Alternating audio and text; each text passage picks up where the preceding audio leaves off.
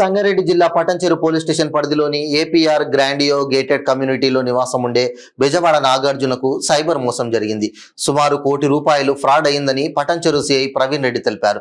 ఈ సందర్భంగా సిఐ ప్రవీణ్ రెడ్డి మాట్లాడుతూ, నాడియా కామి అనే మహిళ వాట్సాప్ ద్వారా పంపిన మెసేజ్ లో స్టాక్ మార్కెట్ లో ఇన్వెస్ట్మెంట్ చేయమని చెబితే ఆశపడి ₹99,78,520 సుమారుగా ₹1,00,00,000 ఇన్వెస్ట్ చేసి నాగార్జున అనే వ్యక్తి మోసపోయాడని తెలిపారు.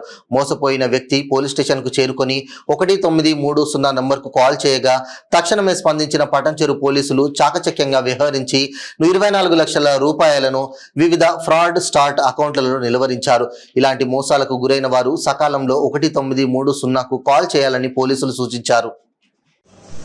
తేదీ 22/7/2024 రోజు నాకు రాత్రి అందాజా 11 గంటల సమయంలో నాగరాజు అనే ఒక వ్యక్తి మాకు అప్రోచ్ అవ్వడం జరిగింది.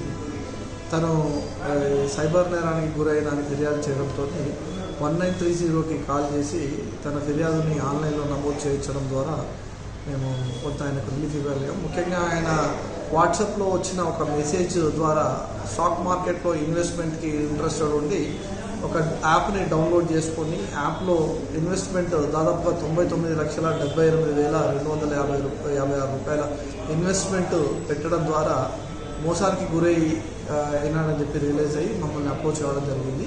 1930 కాల్ చేయడం ద్వారా దాదాపుగా ₹24 లక్షల వివిధ ఫ్రాడ్ స్టార్ అకౌంట్లలో మనం ఫ్రీజ్ చేయించడం జరిగింది.